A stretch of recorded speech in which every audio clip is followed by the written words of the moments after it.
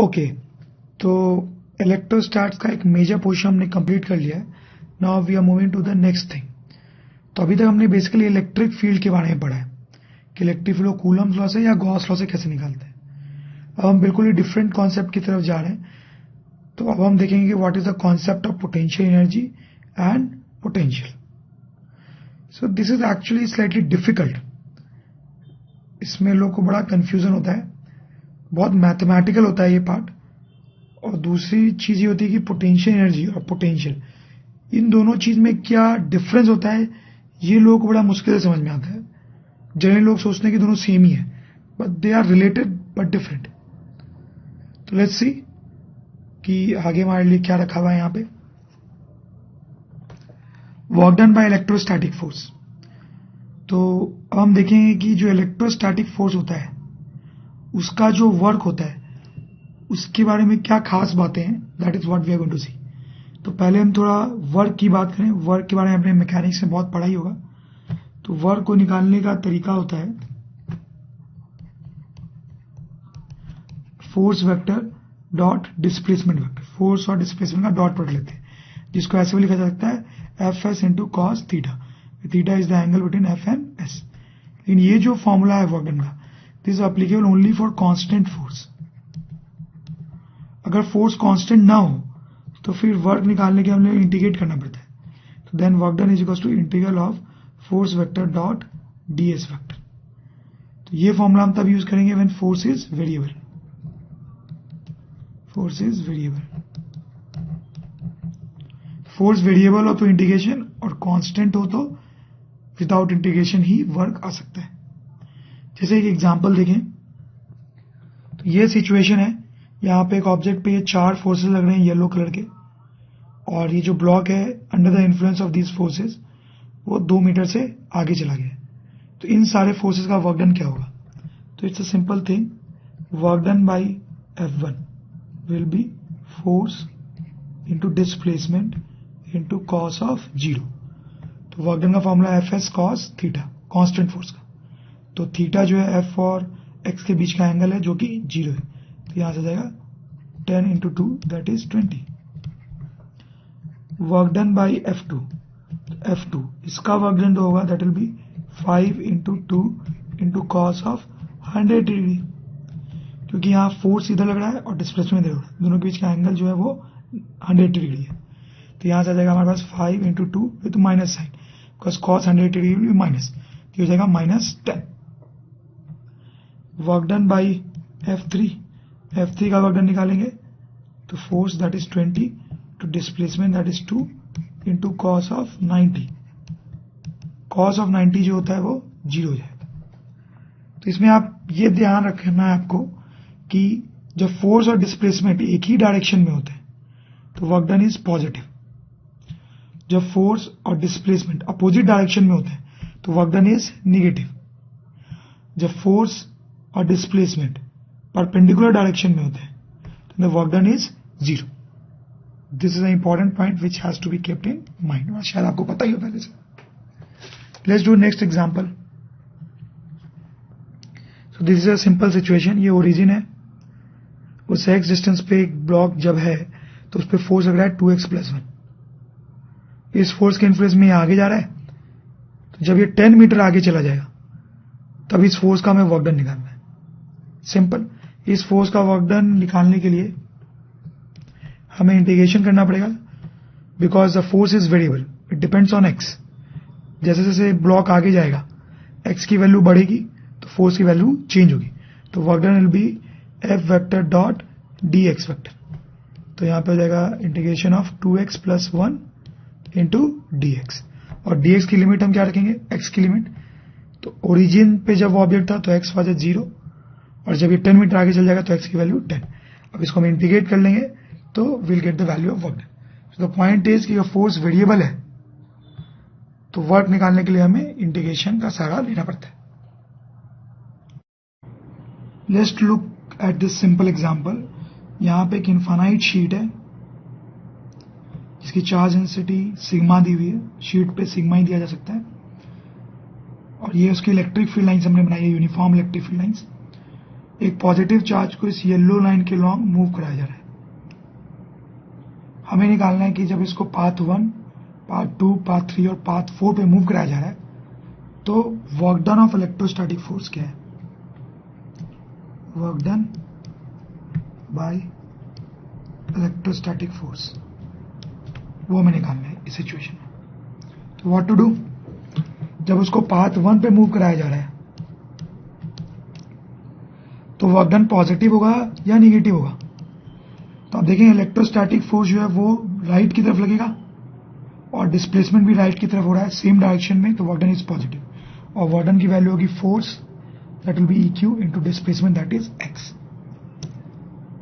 जब पाथ 2 पे मूव कराया जा रहा है चार्ज को तो डिस्प्लेसमेंट इस डायरेक्शन में है और इलेक्ट्रोस्टैटिक फोर्स तो इस डायरेक्शन में लग रहा होगा, इसलिए वर्क डन जो हो जाएगा इलेक्ट्रोस्टैटिक फोर्स का दैट विल बी 0। जब इसी चार्ज को थर्ड पाथ के लॉन्ग मूव कराया जा रहा है, पाथ 3 के लॉन्ग, तो आप देखें डिस्प्लेसमेंट लेफ्ट की तरफ है, displacement is towards left and the electrostatic force will be towards right, तो work done will be negative. कितना negative, EQ that is force into displacement that is x। जब पाथ 4 के लॉन्ग मूव कराया जा रहा है तो डिस्प्लेसमेंट ऊपर हो रहा है और फोर्स जो है वो राइट की तरफ लगेगा, मतलब फोर्स और डिस्प्लेसमेंट परपेंडिकुलर है, तो work done by electrostatic force will B 0। तो बहुत सिंपल है वर्क निकालना। इसमें आप ये बात नोट करें कि total work done of electrostatic force in travelling through this closed path, इस पूरे क्लोज्ड पाथ में पाथ 1, पाथ 2, पाथ 3 और पाथ 4, टोटल पूरा जर्नी कंप्लीट करने में work done by electrostatic force जो है total that is sum of all these, और इन सबका सम है 0। So that is the total work done by electrostatic force. अब इसी क्वेश्चन का दूसरा पार्ट करते हैं। इसमें इस पॉजिटिव चार्ज को इस सॉलिड लाइन के लॉन्ग ले जाया जा रहा है, सॉलिड लाइन के लॉन्ग इस पॉइंट से इस पॉइंट तक, और एक बार इस डॉटेड पाथ के लॉन्ग ले जाया जा रहा है इस पॉइंट से इस पॉइंट तक। बताना है किस पाथ में वर्क डन ज्यादा होगा।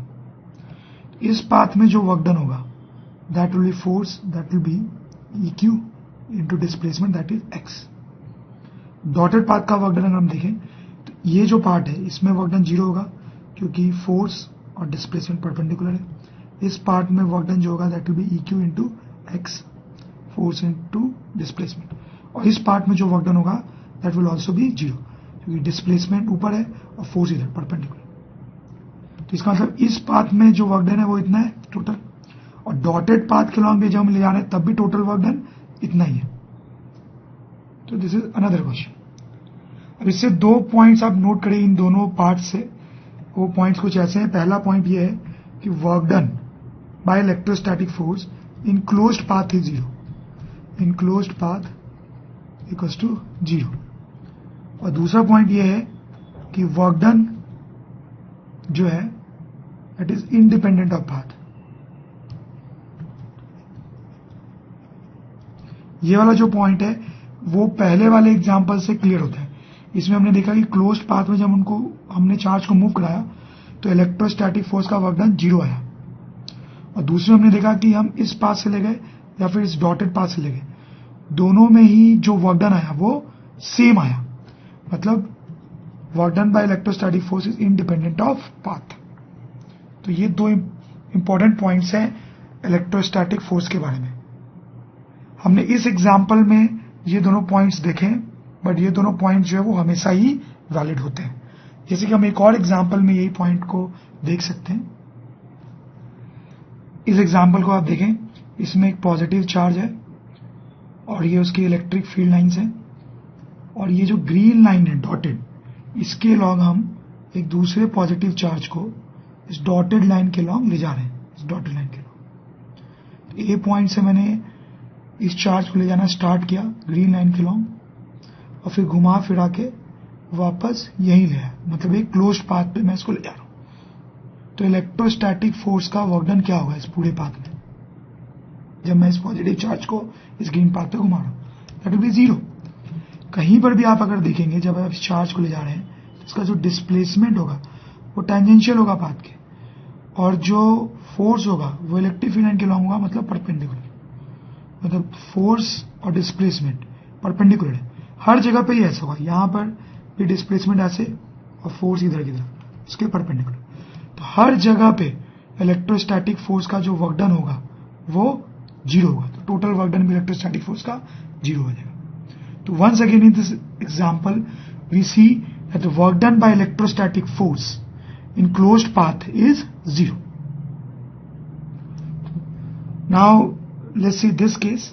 ये क्वेश्चन देखें, इसमें क्या है कि फिर से पॉजिटिव चार्ज है, उसकी इलेक्ट्रिक फील्ड लाइन्स व्हाइट में बनाई गई हैं, और एक पॉजिटिव चार्ज को इस पॉइंट से इस पॉइंट तक ले जा रहे हैं लॉन्ग ब्लू पाथ के लॉन्ग, उसको ऐसे ले जा रहे हैं। तो इलेक्ट्रोस्टैटिक फोर्स का जो वर्क डन होगा,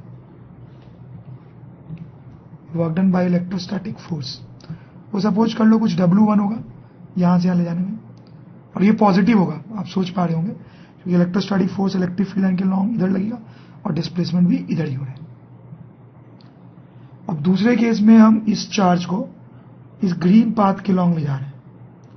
इनिशियल पॉइंट वही है, फाइनल पॉइंट भी वही है, लेकिन रास्ता अब थोड़ा अलग है, लंबा है। तो जब हम यहां से यहां तक ले जाएंगे इसको, यहां से यहां तक, तो वर्क डन 0 होगा। यहां से यहां तक जब हम ले जाएंगे तो आप सोच सकते हैं कि वही वर्क डन होगा जो यहां से यहां के लिए आया था। तो मतलब यहां से यहां तक का वर्क डन भी W1 आएगा, और यहां से यहां तक का वर्क डन जो आएगा फिर से यहां से यहां तक का वर्क डन 0 आएगा। तो इस ग्रीन रास्ते में भी जो टोटल वर्क डन है इलेक्ट्रोस्टैटिक फील्ड का वो W1 ही आ रहा है, W1 plus 0 which is W1। तो once again we see the same point कि work done by electrostatic force is independent of path, independent of path. तो हम यहां से यहां चार्ज को ले जा रहे हैं ब्लू पाथ से और एक बार ग्रीन पाथ से, दोनों में वर्क डन जो है वो W1 ही आ रहा है, सेम आ रहा है। तो हमने 2 एग्जांपल्स देखे, दोनों में हमने 2 पॉइंट्स कंक्लूड किया।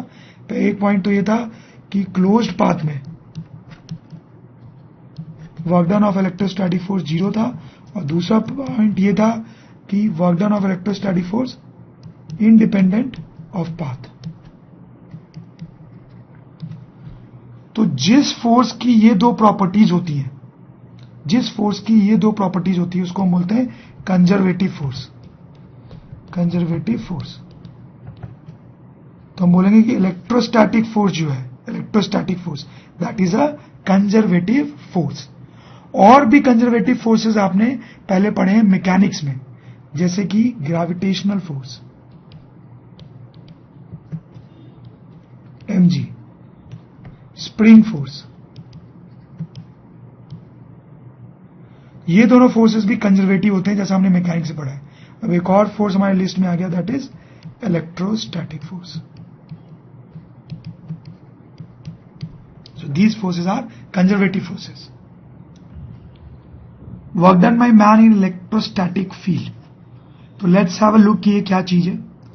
तो आप ऐसा केस इमेजिन करें जिसमें हमारे पास एक इनफाइनाइट शीट है, पॉजिटिवली चार्ज, उसकी इलेक्ट्रिक फील्ड लाइन है ये एज यूजुअल। अब हमारे पास यहाँ पे एक पॉजिटिव चार्ज है और एक आदमी इस पॉजिटिव चार्ज को इधर ला रहा है बाय डिस्टेंस ऑफ x, आदमी इसको इधर ला रहा है by distance of x। Man moves charge slowly, आदमी इस चार्ज को इधर जब मूव कर रहा है तो स्लोली मूव कर रहा है। स्लोली मूव करने का क्या मतलब है, क्या धीरे धीरे मूव कर रहा है। क्या मतलब है इसका कि जब चार्ज को ले जाया जा रहा है इधर तो इसकी वेलोसिटी ऑलमोस्ट 0 होगी। इसका मतलब है कि चार्ज पे जो नेट फोर्स लग रहा होगा वो 0 होगा, उसका एक्सीलरेशन भी 0 होगा। क्योंकि अगर नेट फोर्स 0 नहीं होगा तो ये चार्ज एक्सीलरेट करने लगेगा और उसके बाद वेलोसिटी आ जाएगी, फिर वो स्लोली मूव नहीं करेगा। मतलब आदमी इस चार्ज को इधर ले जा रहा है स्लोली, मतलब धीरे धीरे ले जाया जा रहा है, इस चार्ज पे नेट फोर्स 0 है। तो नाउ द क्वेश्चन इज कि आदमी जब इधर ले जा रहा है चार्ज को तो उस पर कितना फोर्स लगा रहा है। तो इस चार्ज पे एक तो इलेक्ट्रोस्टैटिक फोर्स लग रहा है इधर की तरफ, that will B E into Q, electric field की जो भी वैल्यू होगी इंटू क्यू, वो फोर्स इस पे इधर लग रहा होगा। तो क्योंकि आदमी इसको इधर ले जा रहा है तो आदमी इधर फोर्स लगा रहा होगा, फोर्स अप्लाइड बाय मैन। और ये जो फोर्स होगा वो भी EQ के ही बराबर होगा, तभी तो इस पे नेट फोर्स 0 आएगा और ये स्लोली जाएगा। कुछ लोगों को लग रहा होगा अगर नेट फोर्स 0 हो गया तो इधर कैसे जा रहा है, तो हम ऐसा सोच सकते हैं कि ये जो आदमी का फोर्स है वो थोड़ा सा, बिल्कुल थोड़ा सा इससे ज्यादा होगा, बट ऑलमोस्ट सेम।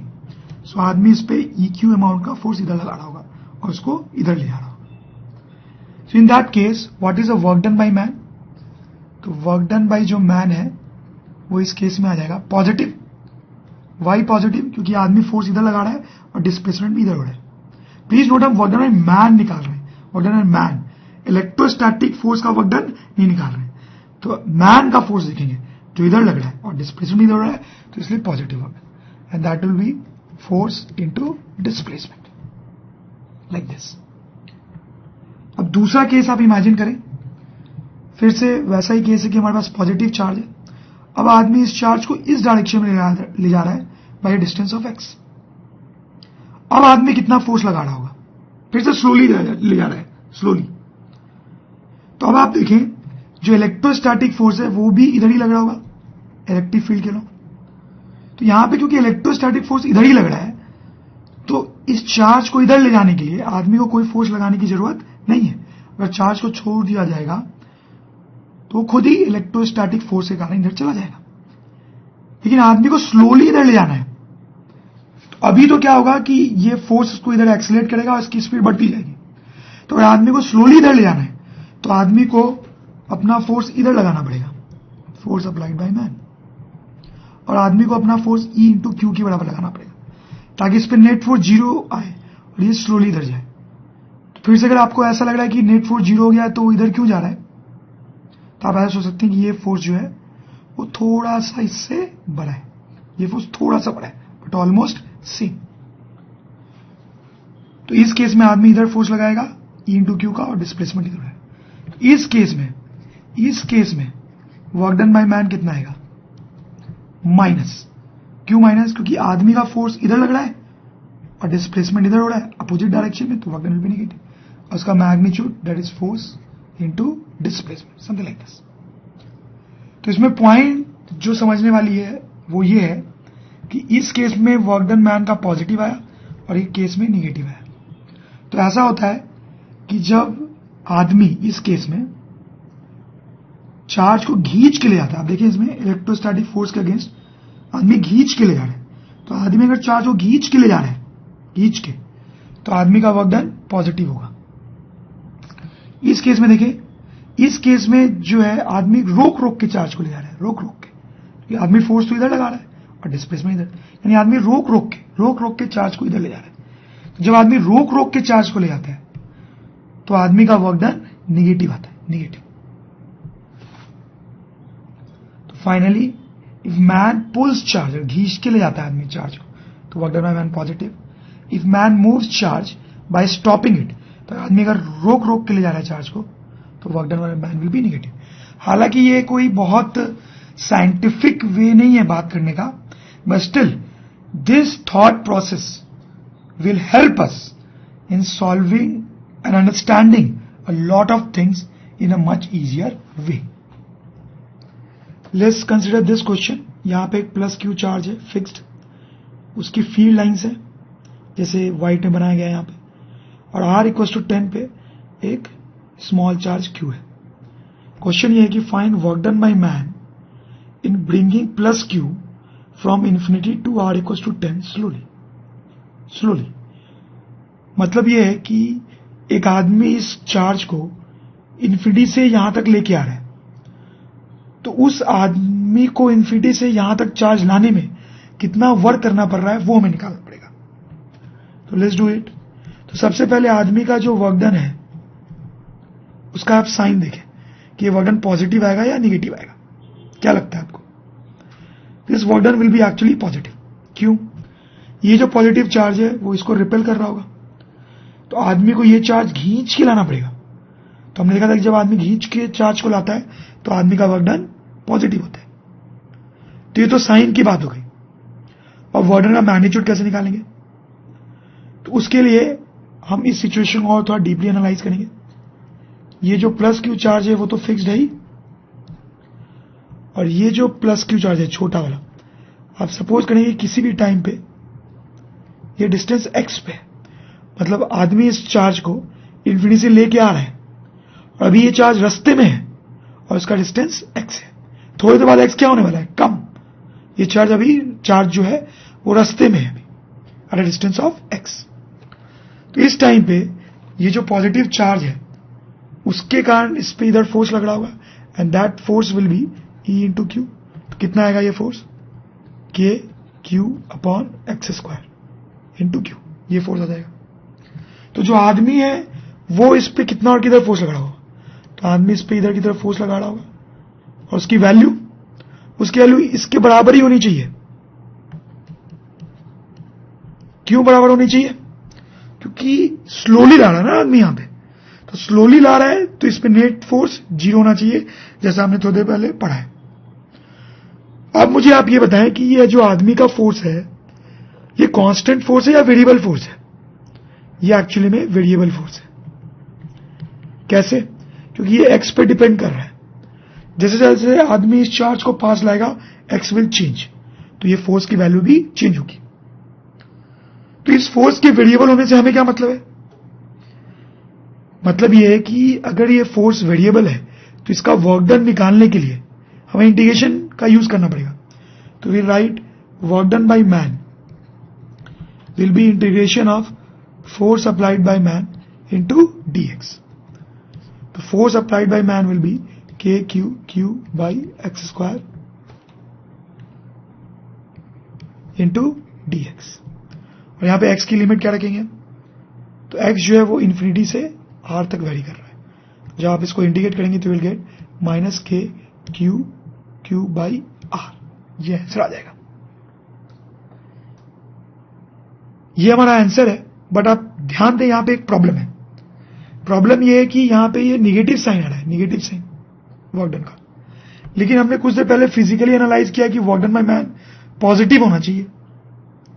तो क्या प्रॉब्लम है यहां पे, ये जो कैलकुलेशन हमने की है उसमें थोड़ी प्रॉब्लम है। फर्स्ट लाइन में ही प्रॉब्लम है। ये dx को आप देखें, ये dx क्या है, dx is change in x। तो जब चार्ज को आदमी इधर ला रहा है तो x तो है वो कम हो रहा है, x कम हो रहा है, यानी कि dx जो होगा वो निगेटिव होगा, because dx is change in x। तो अगर x कम हो रहा है dx has to be negative as x is decreasing. तो ये dx निगेटिव है तो यहीं पे ये एक्सप्रेशन निगेटिव था पूरा का पूरा, तो यहीं पे हमें एक माइनस साइन लगाना चाहिए था, ऐसे कुछ। तो क्योंकि dx यहां पे नेगेटिव था तो यहां पे एक नेगेटिव साइन होगा, तो यहां भी एक नेगेटिव आ जाएगा और फाइनली आंसर पॉजिटिव होगा। अब मैथमेटिक्स और फिजिकल एनालिसिस मैच हो रहे हैं। This is the right answer.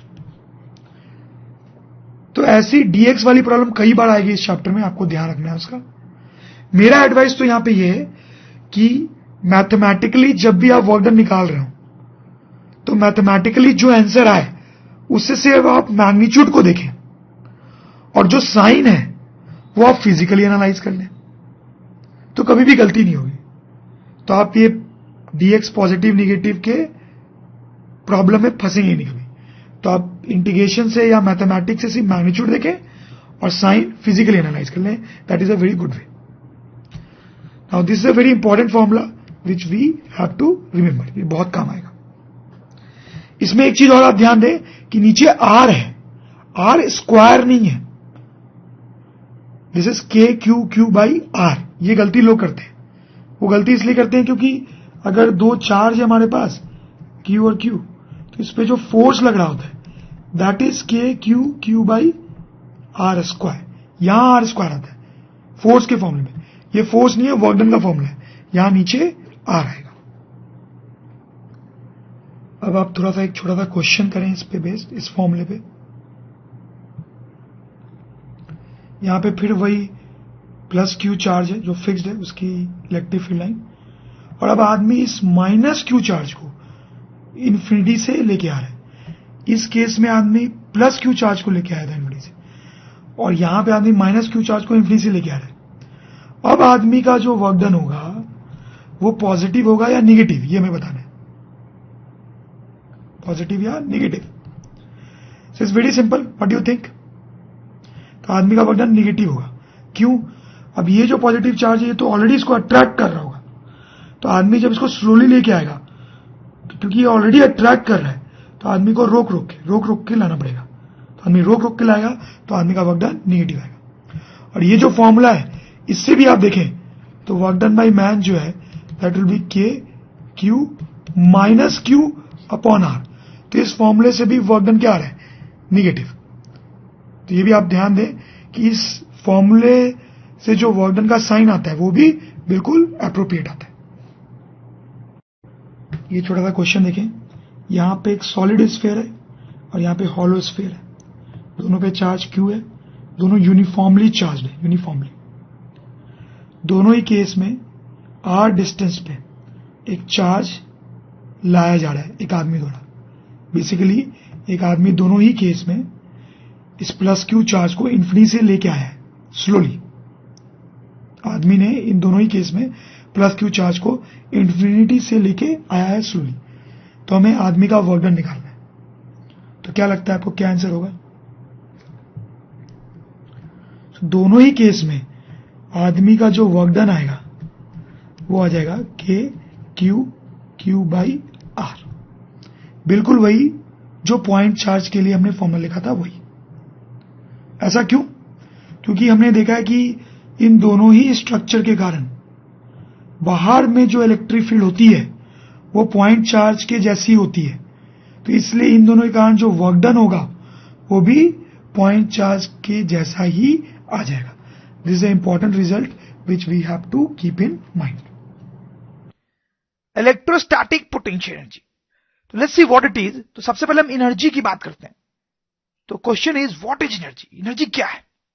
तो हम ऐसा बोल सकते हैं कि energy is actually ability to do work, work करने की एबिलिटी को हम एनर्जी बोल सकते हैं। जैसे कोई इंसान अगर बहुत एनर्जेटिक है तो बहुत काम कर सकता है, तो एनर्जी है तो एबिलिटी है काम करने की। कोई इंसान के पास कोई एनर्जी नहीं है, वो थक गया, बिल्कुल कोई एनर्जी नहीं है, तो वो काम नहीं कर सकता। तो energy is ability to do work. हालांकि ये एक बहुत ही साइंटिफिक तरीका नहीं है, बहुत ही हाई फाई तरीका नहीं है एनर्जी को डिफाइन करने का, बट फिर भी क्रूडली हम ऐसा सोच सकते हैं। अब देखो एनर्जी डिफरेंट फॉर्म्स में हो सकती है, जैसे काइनेटिक, केमिकल, पोटेंशियल, और भी डिफरेंट फॉर्म्स। मैंने यहां 3 ही लिखी है। जैसे तो हम काइनेटिक एनर्जी की बात करें तो व्हाट इज काइनेटिक एनर्जी? उसको हम ऐसे बोल सकते हैं ability to do work due to motion, चलने के कारण काम करने की एबिलिटी। जैसे आप एक सिचुएशन देखें, ये क्रिकेट मैच चल रहा है, तो ये जो बॉल है इसके पास काइनेटिक एनर्जी है, ये चल रही है, इसके पास काइनेटिक एनर्जी, ठीक है, which will be equals to half mv²। तो इसके पास एनर्जी है, मतलब एबिलिटी टू डू वर्क है। तो क्या ये काम कर सकती है कोई? ये बॉल कैसे कर सकती है? अब देखो ये जो बॉल है इसका पाथ कुछ ऐसा होगा, ये ग्राउंड पे टकराएगी और फिर टकरा के जंप करेगी। सपोज करो जंप करके ये इस बैट्समैन के नाक को जाके हिट करती है, तो बैट्समैन की नाक टूटेगी। बैट्समैन की नाक टूटी तो वर्क हुआ ना, किसने किया ये वर्क? इस बॉल में। अब देखो ये बॉल आई, बैट्समैन को के नाक पे टकराती है, उसका नाक टूटता है तो वर्क होता है।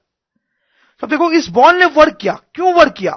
क्योंकि ये मूव कर रही थी, तो अपने मोशन के कारण इसने बैट्समैन का नाक तोड़ के वर्क किया। तो इसके पास काइनेटिक एनर्जी। इनफैक्ट आप देख सकते हो अगर शोएब अख्तर बॉलिंग करने आ जाए, शोएब अख्तर, तो बॉल बहुत स्पीड से आएगी, उसका ज्यादा काइनेटिक एनर्जी होगी। अब बैट्समैन से अगर वो बॉल टकराती है तो नाक भी जबरदस्त टूटेगी। तो बॉल के पास ज्यादा काइनेटिक एनर्जी होगी, इसलिए वो ज्यादा वर्क कर सकता है, इसलिए ज्यादा नाक तोड़ेगा। तो आई होप आपको समझ में आ रही है काइनेटिक एनर्जी क्या है। It's also ability to do work due to motion. Chemical energy, जैसे ये बॉम्ब जो है इसके पास हम बोल सकते हैं केमिकल एनर्जी। तो एनर्जी है, एनर्जी, तो ये कोई काम कर सकता है क्या? बिल्कुल। अगर ये बॉम्ब फूटता है तो आसपास की कितनी चीजें टूट जाएंगी, बहुत वर्क होगा, तो ऑब्वियसली इसके पास एनर्जी है। और केमिकल एनर्जी क्यों बोल रहे हैं हम इसको? क्योंकि ये सब कुछ इसलिए हो रहा है क्योंकि बॉम्ब के अंदर कुछ केमिकल्स होंगे जो रिएक्ट करेंगे। वो केमिकल्स जब रिएक्ट करेंगे तो एक्सप्लोजन होगा और वर्क होगा, इसलिए हम बोल रहे हैं इसके पास केमिकल एनर्जी। वैसे अगर हम पोटेंशियल एनर्जी की बात करें तो इसका कॉन्सेप्ट बहुत कॉम्प्लिकेटेड होता है, थोड़ा वेग टाइप का होता है। जैसे आप देखो पोटेंशियल वर्ड का मतलब